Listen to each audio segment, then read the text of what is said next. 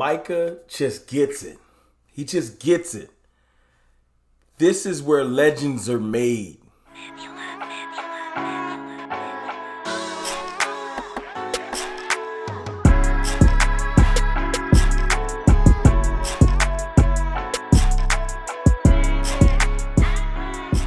Good people, it's your boy Mr. Rome, Cowboys Fan Talk, right back like I never left. What's up with y'all, man? We getting closer. We are getting closer. What, 4 days away? 4 days away, man.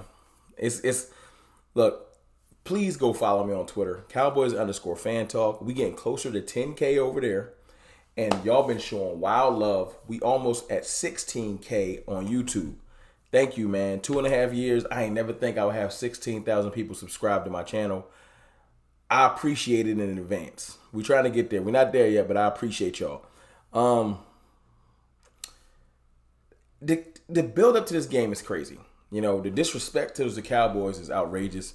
Last year when we went to play the 49ers game, it was funny. It was like, because we were the better team, they had the lesser record.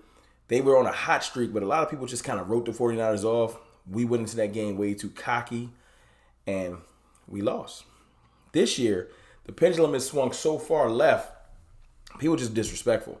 Like Dan Orlovsky came out today and ranked Dak Prescott the 12th best quarterback in the playoffs, right above some dude named Skylar Thompson and Brock Purdy, like right there. Like to the point where Bart Scott, devout Cowboys hater, like don't know no other way, was like, that's a little disrespectful. Like it's that crazy, you know. And he tried to say, you know, it's because of how they're playing right now. I don't want to hear that. I don't want to hear that.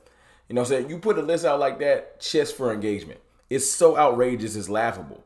Like your credibility starts to get checked. You have no integrity putting that list out. Like your integrity level is 0. I don't care if you got show producers. I don't care if this is all an act. You got to have some type of integrity. You got to sleep with yourself at night. And you that corny, you just that corny. It is what it is. But the disrespect, Mike Evans came out, called the Cowboys simple. You know, and I was going to talk about tonight, you know, just the fact that, you know, the disrespect is just outward. Like Tom Brady laughing at us in the other game. Like, yeah, you know, I beat them wild times. And, you know what I'm saying? Now Mike Evans like, yeah, they simple. I mean, they just line up and think, you know, they don't do nothing spectacular. They don't do nothing special. And I'm like, you know, y'all ain't even trying to dress it up. Try to throw a little there, good team at the end. Like the disrespect is funny to me. Like these ain't grown men. They put their pants on like you do. They cut you, they bleed like you do. Y'all ain't special. Even down to Tom Brady. Yes, he's the GOAT. He got the most chips. But that don't mean the GOAT can't get punched in his shit. Yeah, I said it. It is what it is. Now I'm saying the Cowboys is out here just, I hope that they're taking this sin. I hope that they're using this as motivation because I want to play the game. That's how disrespected I feel. It's crazy to me. Like I understand we've had years. Yo, these players weren't on them teams in the past 30 years. They on this team. You know what I'm saying? And in the last couple of years, yeah, we haven't gone to the mountaintop. But to just act like we ain't a good team at all. Like they're treating us like a 2-win team made the playoffs. Like we 2-15. That's how they treating us.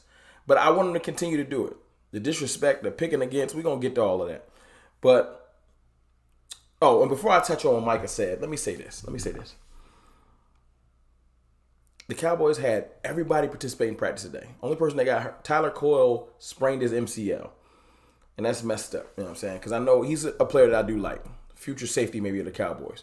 He's been doing some special teams work. He ain't really been on the field like that. So gladly it's not a starter that's hurt. But everybody's a full participant in practice. There's some limited people like, you know, D-Law's been limited for weeks. He got a foot. Things like that. Tyler Biadasz was a full participant. LVE full participant. You know, they always limit Tyron, you know, just because he's older and stuff like that. It's just good to see everybody's getting acclimated. Good week of practice because they said the last week's practice was bad. It is what it is. And lastly, before I touch on that, so I'm happy everybody's healthy. I'm happy we're one of the healthiest times we've ever been this year for our playoff game. Let's talk about this grass, man. Let's talk about the grass. And I get it. Some things are trends. Some things are things to point to. Some things are just coincidences. I would give people credence. I would give some credibility to this grass thing if I didn't watch the games. See, narrative is funny. If you watch the games, you know this is some bullish. It is. It just is. If grass was so bad for us, how did we gain 28 point, get that 14-point lead on the Packers? How? How are we able to score that many points? How are we able to move the ball? How? How do we get a 17-point lead on the Jaguars? Now, you can say in both instances we lost the games. True. But there's no way in the world that we were able to amass that lead on the grass. And the grass is fine. And then what? A grass allergy? Just at a point in the game, the grass look at it and it's like our kryptonite. Like, oh no, how are we going to hold this lead? If every game looked like the Washington game on grass, I would say that makes sense. We just can't. It's the field. No. Everything gets explained away. I'll start with the Eagles game. We lost the Eagles game because Cooper Rush was not ready for that type of a stage. And the Eagles have a good team. I ain't never said they was trash. The Eagles got a good team, man. They not no regular opponent. We were able to beat we beat a great opponent. We beat the Bengals before they got their second win. But at the end of the day, when you a backup quarterback, certain things come to fruition. And salute to Cooper Rush. That's why we lost that game. It wasn't because of the grass. It wasn't that we didn't get off the bus like, ooh, what we gonna do with that? That ain't turf. Then you know what I'm saying? You get to the Packers game, like I told you, we had a wild lead. Lost. Jaguars, same thing. The Commanders game, we just came in playing. We was playing and we lost. If you're a boxer and you win 12 fights straight in your career, and in that 13th fight you boxing and you get chin checked, you don't just get up and retire. It doesn't make you a horrible boxer. It means you got caught. Cowboys got chin checked. What they gonna do about it?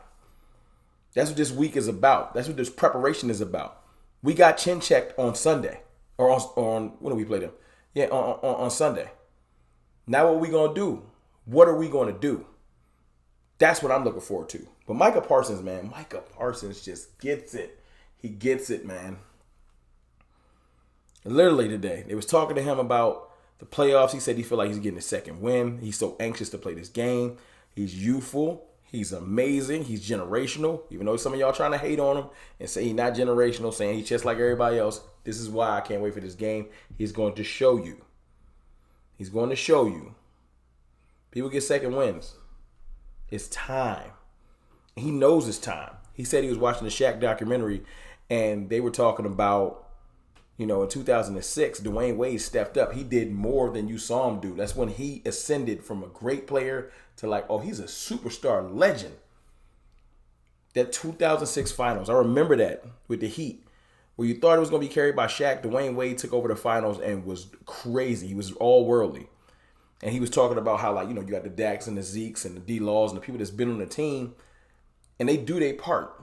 But there's other players. It's time for them to step up.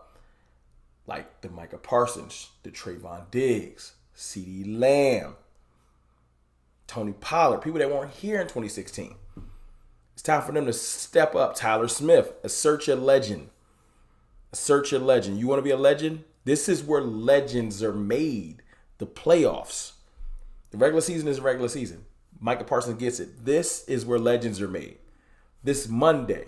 Every play made, every sack made, every tip ball, every interception, every fumble recovery, everything, every pressure, everything going towards the win is where legends are made. And we got plenty of young players that want to start to establish their legends, start to be solidified as I'm a Dallas Cowboys superstar. Can't just talk about it. You got to be about it.